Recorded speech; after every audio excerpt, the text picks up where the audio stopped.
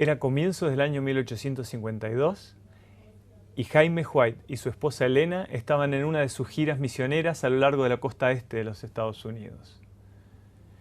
Allí en el medio de la nada decidieron aprovechar la sombra de un árbol para detenerse a almorzar.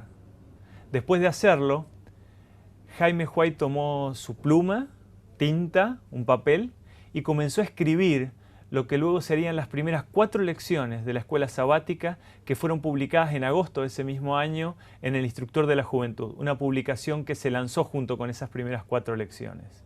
En 1853, al año siguiente, se organizó en el hogar de los White la primera escuela sabática en la historia de la Iglesia Adventista. Pero ¿cuál fue el contexto histórico de este evento importantísimo para nuestra Iglesia? Desde los años 1848 a 1850, durante esos 2 años, los adventistas, los pioneros en ese entonces, organizaron 22 conferencias sabáticas, como le llamaron, eventos en los que se dedicaron a estudiar profundamente las Escrituras para organizar el andamiaje doctrinal que tenemos actualmente como nuestra Iglesia. Día y noche se dedicaron a profundizar en las Escrituras para luego establecer las doctrinas tal cual las conocemos en la actualidad.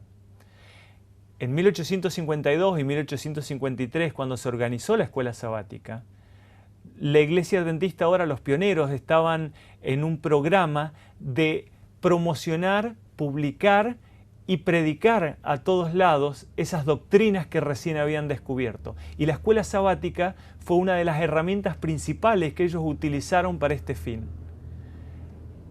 Diariamente, los adventistas ahora se reunirían a estudiar la Biblia, a confraternizar entre sí y a proclamar ese mensaje que habían recibido al estudiar la palabra de Dios. Hay 3 aspectos de la historia de la escuela sabática que me gustaría destacar. En primer lugar, ya lo hemos mencionado, y es que la escuela sabática surgió como un momento en el que se pueden estudiar las Sagradas Escrituras, en el que se puede profundizar en la palabra de Dios. De hecho, las primeras 4 lecciones que publicó Jaime White estuvieron relacionadas con el sábado, una de las doctrinas cardinales de nuestra Iglesia. En segundo lugar, se publicaron una serie de estudios para la escuela sabática acerca del santuario, también una de las doctrinas cardinales de nuestra fe. Algo que debemos recordar es que nosotros no estudiamos el folleto de la escuela sabática. Nosotros estudiamos la Biblia teniendo el folleto de escuela sabática como guía. De hecho, por eso el folleto de escuela sabática se llama Guía de Estudio de la Biblia. Nosotros estudiamos la Biblia tanto en nuestro estudio personal como en el estudio semanal cuando nos reunimos todos en la escuela sabática. Otro aspecto destacado relacionado con el estudio de las Escrituras y la escuela sabática es que en ese entonces se hacía un fuerte énfasis en el estudio de memoria de los versículos de la Biblia. De hecho, en ese entonces, por ejemplo, se reporta que una niña jovencita de 12 años había aprendido en un periodo de 6 meses 800 versículos de memoria. Claro, es un extremo, pero ahora quizás nos hemos ido al otro extremo y hemos olvidado esta buena costumbre de aprender el versículo de memoria.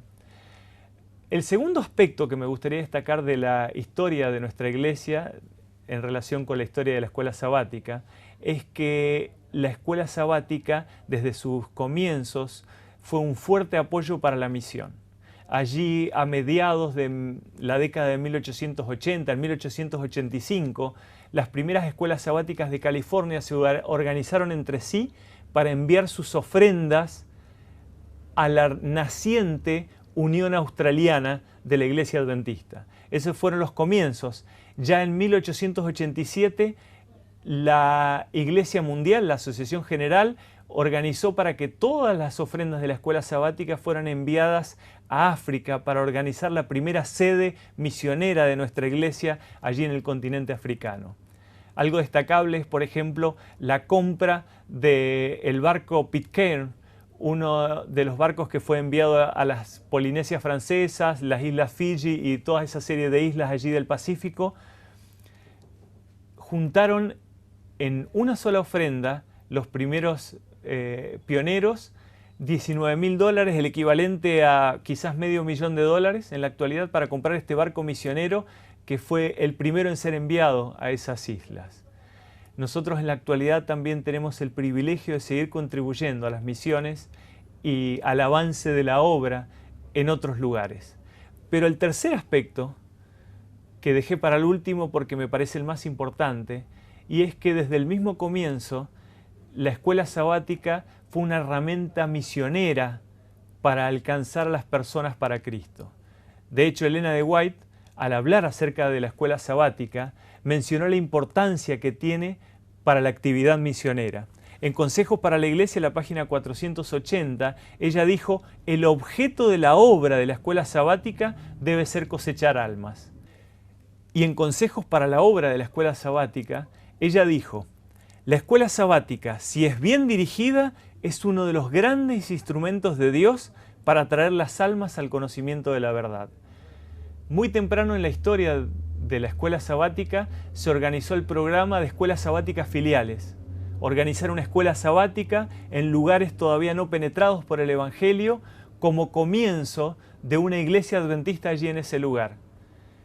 La verdad es que Comunidad de Acción, como centro de discipulado y de capacitación para que las personas puedan predicar el Evangelio, la escuela sabática es una de las mejores herramientas que tenemos para la predicación del Evangelio. Yo los animo a seguir manteniendo el espíritu misionero con el que fue organizado esta escuela sabática. Los adventistas vieron